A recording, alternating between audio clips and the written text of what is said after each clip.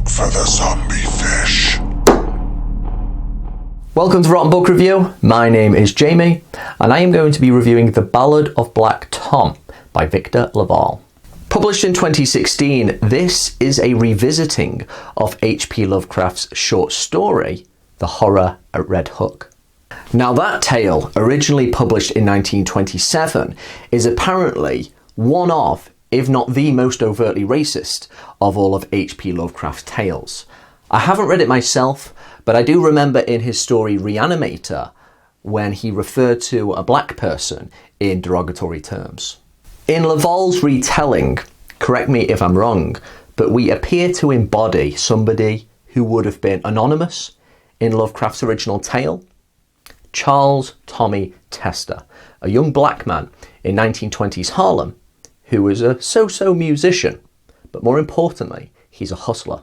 During one of Tommy's pedestrian performances, he is approached by one Robert Soydam, who we later find out, after somewhat bribing Tommy to come to his house, his mansion, that he is involved in some occult business. Now later on in the story, when there is mention of the supreme alphabet, I started to think, actually, should I have read the Lovecraft story first? But there's a reason I didn't. And that is because, as most people are aware, reading H.P. Lovecraft is not always that pleasurable. Bloated prose, too much reiterating about how scared the protagonist is. It can wear you out. The only story of the 30 or so Lovecraft tales I have read in which it was just all pleasant to read was The Music of Eric Zahn. But while The Ballad of Black Tom was much easier to read by comparison to your average Lovecraft tale, I unfortunately found that there just simply wasn't the substance there.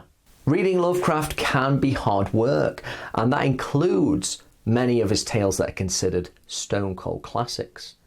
But you generally go away with that sense that he had intended, that you are disposable, that you don't know what's out there, and the great old ones might be showing up sometime soon. By comparison, The Ballad of Black Tom felt more like a crime story to me than a horror one.